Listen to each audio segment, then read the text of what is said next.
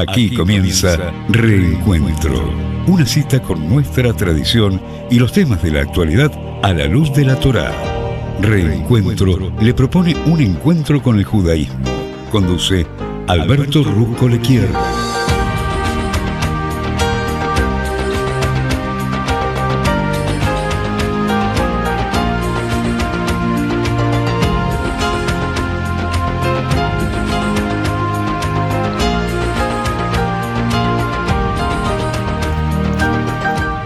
¿Hay que tener límites en la vida? ¿O uno puede hacer absolutamente lo que quiere? ¿Son necesarios los límites? Vamos a ver un poquitito qué dice la Torá al respecto. Sabemos que Aarón, el supremo sacerdote, el Cohen Gadol, tenía hijos. Entre ellos estaban Nadab y Abiú, que eran los hijos mayores de Aarón, que ambos murieron el día en el cual se consagró el santuario. Esta es una de las historias más trágicas de toda la Torá. Y se refiere esta historia, por lo menos, en muchas ocasiones. Y este día, que tenía que ser un día de celebración nacional, que se inauguraba el santuario, se transformó en un día de mucho sufrimiento y de un profundo pesar. Aarón, el padre, estaba desconsolado. No podía hablar.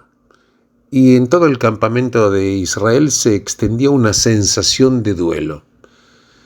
Dios incluso le había advertido a Moshe, que era el hermano de Aarón, que era peligroso tener a la divina presencia del Creador dentro del campamento. Esto está escrito en Éxodo. Pero ni siquiera Moshe pudo prever que algo tan grave como esto podría ocurrir. ¿Qué fue lo que los hijos de Aarón hicieron? ¿Qué fue lo que hicieron Nadab y Abiú? ¿Qué fue lo que hicieron mal? Bueno, hay varias interpretaciones que fueron dadas por los sabios. Algunos de los sabios dijeron que ellos aspiraban a conducir al pueblo y que esperaban con impaciencia la muerte de Moshe y Aarón. Otros decían que su pecado era no haber contraído matrimonio por considerar que no había mujer que fuera digna de ellos. Y hubo muchísimas interpretaciones. Y otra explicación es que habían entrado en este recinto tan sagrado como era el Sancta Sanctorum, que era el ámbito permitido exclusivamente para el sumo sacerdote. Pero hay una explicación más simple, que es la del texto mismo. ¿Y qué dice el texto?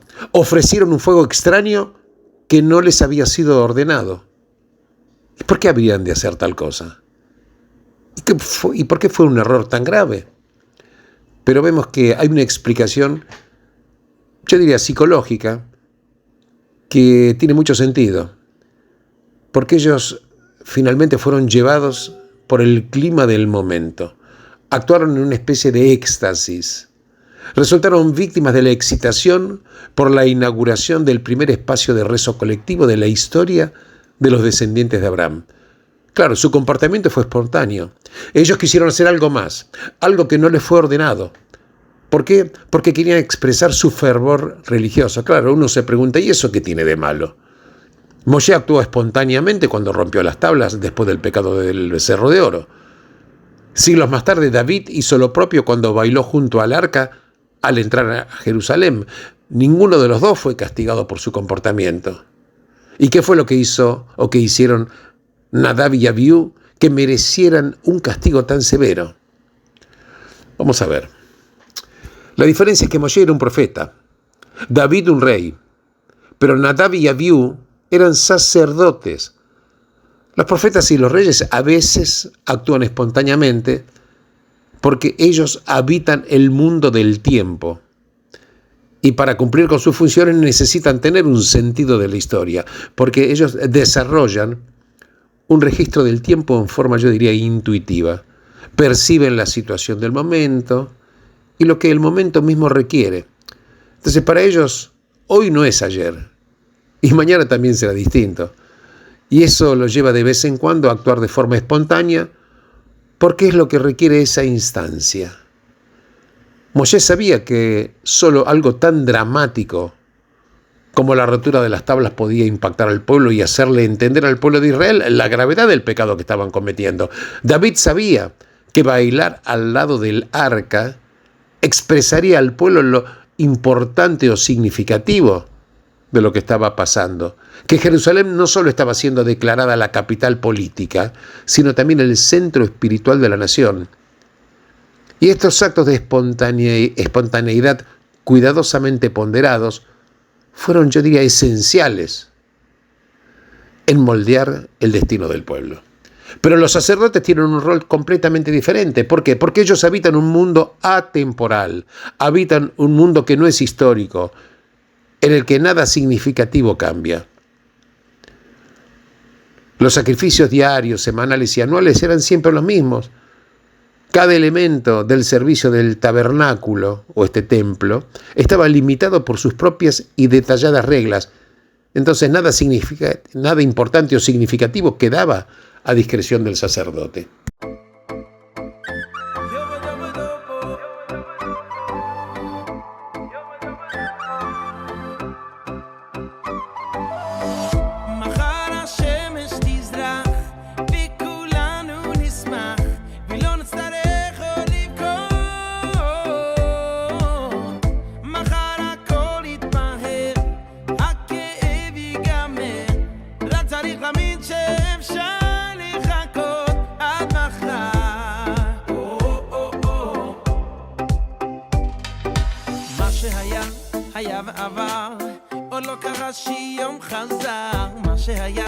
היה ונגמר, מה שיהיה זה כל מה שנשאר. מה שהיה תם ונשלם, אתה כבר לא הולך לשם. מה שהיה, היה ונזכר, מה שפתוח זה רק המחר.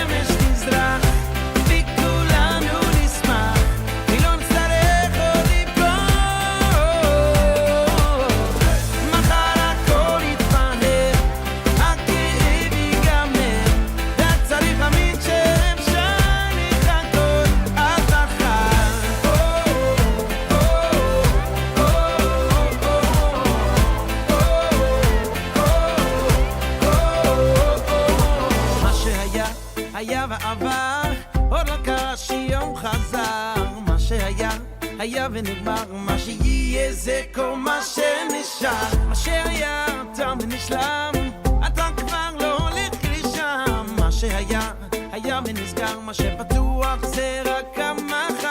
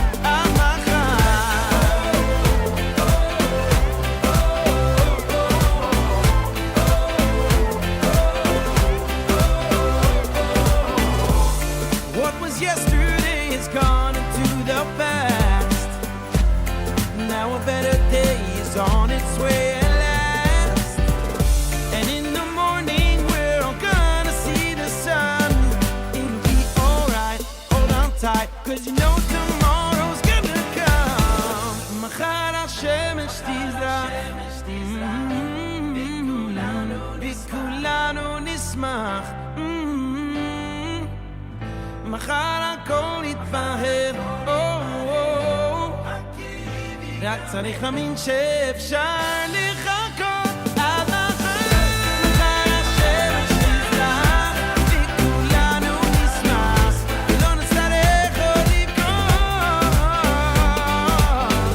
מחר הכל יתבהר, הכאב ייגמר, רק צריך להאמין שאפשר לחכות עד מחר.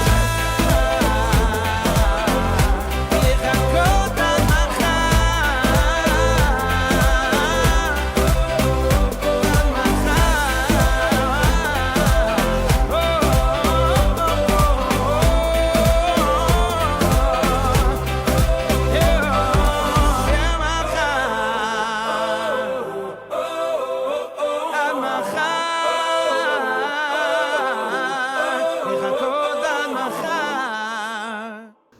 El sacerdote era el guardián del orden, porque su misión, ¿en qué consistía?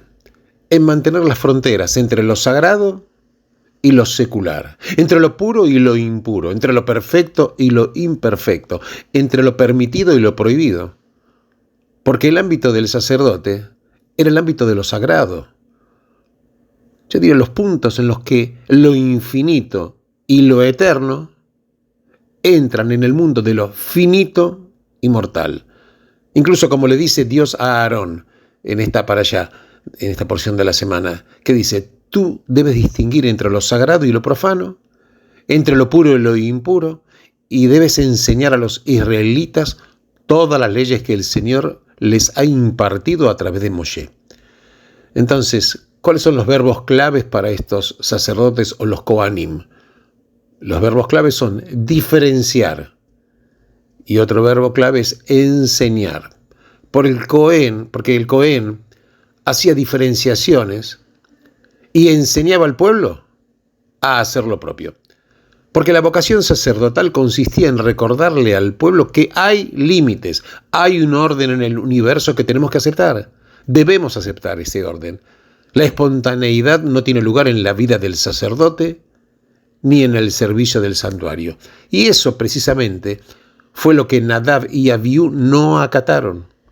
Podía parecer una transgresión menor, pero en realidad era la negación de todo lo que el tabernáculo y el sacerdocio significaban. Entonces los límites existen. Y de eso se trata la historia de Adán y Eva en el paraíso. ¿Por qué motivo habría de crear el Creador dos árboles, el de la vida y el del conocimiento, del cual los humanos tenían prohibido comer? ¿Por qué decirles qué eran los árboles y qué podría provocar sus frutos? ¿Por qué exponerlos a la tentación? ¿Quién no desearía tener conocimiento y vida eterna si fuera posible conseguirlos simplemente comiendo un fruto? ¿Por qué plantar esos árboles en el jardín donde sería inevitable que los vieran los humanos? Entonces, ¿por qué someter a Adán y Eva a una prueba que sería improbable que pudieran superar? Para enseñarles a ellos y a nosotros que aún en el Edén, la utopía, y aún en el paraíso, también hay límites. Hay ciertas cosas que podemos hacer o que quisiéramos hacer y aún así no debemos hacer. Hay un ejemplo clásico que es el tema del medio ambiente. Hay un libro que escribió, creo, Jared Diamond, en un libro que se llamaba Armas, Gérmenes y Acero, y también Colapso. Y que decía que casi en cualquier lugar, prácticamente, en los cuales haya puesto un pie el ser humano, dejó una huella de destrucción a su paso. Por ejemplo, cultivó tierras hasta agotarla, cazó animales casi hasta el borde de la extinción. Y eso ocurrió porque no tenía el concepto del límite. De ahí que el concepto clave para la ética medioambiental sea la sustentabilidad, o sea, limitar la explotación de los recursos de la tierra hasta el punto en el que puedan renovarse por sí mismos. Y el fracaso, precisamente, el fracaso de cumplir con esta norma hace que los seres humanos, es importante escuchar esto, hace que los seres humanos resulten exiliados de su propio jardín del Edén. Entonces, hemos tenido, claro, conocimiento de las amenazas al medio ambiente desde hace mucho tiempo. Yo diría hace por lo menos más de 50 años. Pero las medidas que fueron tomadas para combatir, por ejemplo, la explotación o sobreexplotación, la polución y destrucción de los hábitats por la humanidad resultaron insuficientes y también tardías. La verdad que en otro orden de cosas, por ejemplo, la revolución científica y el iluminismo, esto incluso lo dice en un libro Christopher Lasch, que el libro se llama The True and Only Heaven, el único y verdadero cielo, el que dice que, repito, que la revolución científica y el iluminismo nos hicieron creer que no hay límites, que la ciencia y la tecnología resolverán todos los problemas creados y que la Tierra va a continuar indefinidamente dando sus frutos. Hay yo diría, un optimismo progresista que está basado en el fondo en la negación de los límites naturales y no podrá sobrevivir durante mucho tiempo en un mundo en el que la percepción de esos límites se ha vuelto ineludible. Porque si olvidamos los límites, a la larga perderemos el paraíso. Y esta es la advertencia de la historia de Adán y Eva.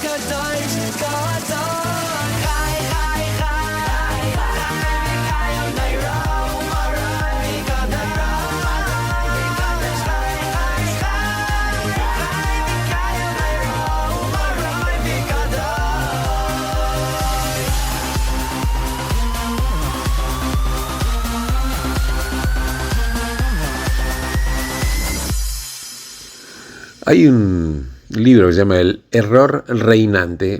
Lo escribió William Rees-Mogg, que tiene un pasaje notable. Él lo escribió este libro en el año 1976 y es un libro que habla de la inflación. Y él desarrolla el rol de la ley judía para asegurar la supervivencia del pueblo judío. Y lo hizo al contener las energías de la gente. Los judíos son, dijo, un pueblo de una energía eléctrica tanto en su personalidad como en su mente. La energía nuclear es inmensamente poderosa, pero al mismo tiempo requiere ser contenida. Y después se expresó lo siguiente. Y de la misma forma la energía del pueblo judío ha sido contenida en un tipo distinto de recipiente. ¿Cuál es ese recipiente? La ley. Y ella, se refiere a la ley, actuó como una botella dentro de la cual la energía espiritual e intelectual puede ser guardada. Solo porque ha sido contenida es posible hacer uso de ella. No ha explotado ni se ha diseminado. Ha sido contenida para que sea un poder continuo. La energía contenida puede ser una fuerza motriz durante un periodo indefinido. La fuerza descontrolada es apenas o meramente un gran estruendo, generalmente destructivo. Y en la naturaleza humana, solo la energía disciplinada es efectiva. Y este era el rol del Cohen. Y sigue siendo el rol de la ley judía, de la halajá, porque son expresiones de límites, reglas, leyes y diferenciaciones. Repito el concepto. Tanto el Cohen, el sacerdote, y la halajá son límites, leyes y diferenciaciones, porque sin límites las civilizaciones pueden ser fascinantes, pero también efímeras, como si fueran fuegos artificiales. Para sobrevivir, deben encontrar la forma de contener la energía para que pueda subsistir sin disminución. Y ese fue el rol del sacerdocio, que Nadab y Abiú traicionaron, introduciendo la espontaneidad en un lugar inapropiado. Porque la energía descontrolada es un gran estruendo, generalmente destructivo. Creo que necesitamos recuperar el sentido de los límites, porque en nuestra búsqueda descontrolada por conseguir muchas cosas, mayor riqueza, estamos haciendo peligrar el futuro del planeta y traicionando nuestra responsabilidad por las generaciones venideras. Hay cosas que son como un fruto que no debemos comer y un fuego que no debemos llevar.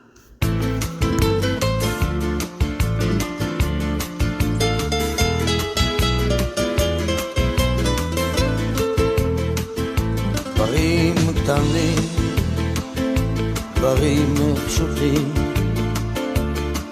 וקצת הפתעות באמצע הדרך, זמנים חולפים ומשתנים. אתמול אתה היית מלך, לאן פרחו הציפיות, ואיך נשארת בלי תשובה, עוד לא הספקת לעשות. ומה נשאר מכל העבר? הכל תלוי בך חבר, היה חזק אל תישבר, אל תיתן לעצמות בך לפגוע, היה חזק ותתגבר. הכל תלוי בך חבר, היה חזק אל תישבר, אל תיתן לעצמות בך לפגוע, היה חזק ותתגבר.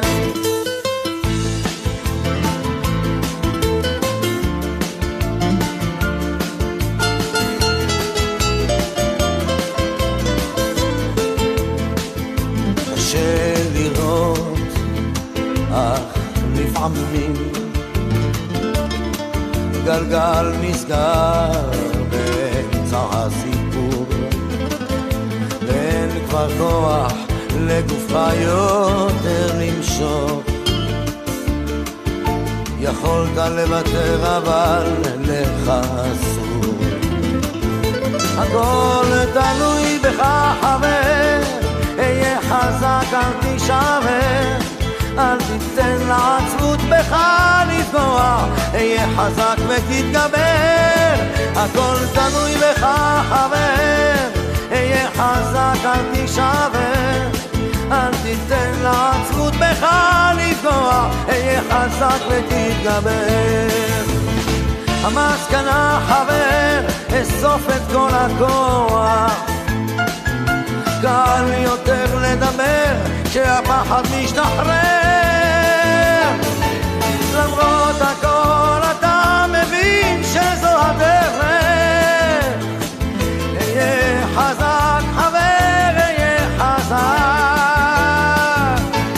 הכל תלוי בך חבר, אהיה חזק אל תישבר, אל תיתן לעצבות בך לפגוע, אהיה חזק ותתגבר, הכל תלוי בך חבר, אהיה חזק אל תישבר, אל תיתן לעצבות בך לפגוע, אהיה חזק ותתגבר.